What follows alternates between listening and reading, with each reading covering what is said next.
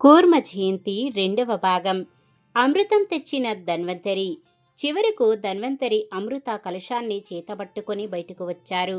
శ్రీ మహావిష్ణువు మోహిని అవతారంలో అమృతాన్ని దేవతలకు మాత్రమే దక్కేలా చేస్తారు.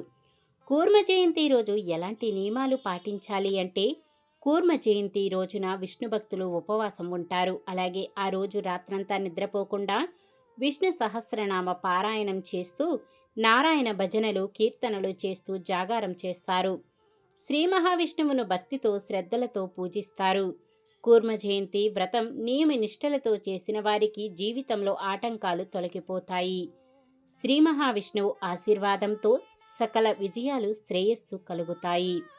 కూర్మ జయంతి రోజున దేశవ్యాప్తంగా ఉన్న విష్ణు దేవాలయాలలో ప్రత్యేక పూజలు చేస్తారు మరియు వేడుకలు జరుగుతాయి. కూర్మ జయంతి నాడు భక్తులు సాయంత్రం విష్ణు దేవాలయాలను సందర్శించి విశేష పూజలలో పాల్గొంటారు. కూర్మ జయంతి రోజు బ్రాహ్మణులకు తమ శక్తి కొద్దీ విరివిగా దాన ధర్మాలు ఆచరిస్తే మోక్షం కలుగుతుందని విశ్వాసం. శ్రీకూర్మం ఆంధ్రప్రదేశ్లోని శ్రీకాకుళం పట్టణానికి 15 కిలోమీటర్ల దూరంలో శ్రీకూర్మం అనే పుణ్యక్షేత్రం ఉంది. శ్రీ మహావిష్ణువు కూర్మావతారం రూపంలో ఇక్కడ పూజలు అందుకుంటారు. కూర్మావతారం మందిరంలో దేశంలో ఇదొక్కటే.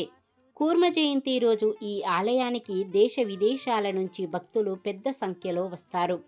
శ్రీకూర్మ జయంతి రోజున శ్రీ మహావిష్ణువుకు కూర్మావతార కథను చదివినా విన్నా సకల శుభాలు చేకూరుతాయని శాస్త్రవచనం. ఓం నమో నారాయణాయ నమః. చిన్న వివరణ.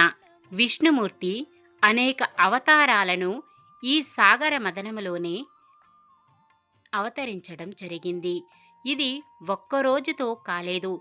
ఎన్నో వేల సంవత్సరాలు మందరా పర్వతాన్ని చిలికితే గాని హాలాహలం తర్వాత అమృతం దొరకలేదు. కాబట్టి ప్రతి ఒక్కరూ కష్టపడితేనే సుఖం వస్తుంది అని గుర్తుపెట్టుకోండి. జై శ్రీమన్నారాయణ. ఈ వీడియో నచ్చితే లైక్ చేయండి. మరెన్నో వీడియోస్ కోసం మన ఛానల్ను సబ్స్క్రైబ్ చేసుకోండి.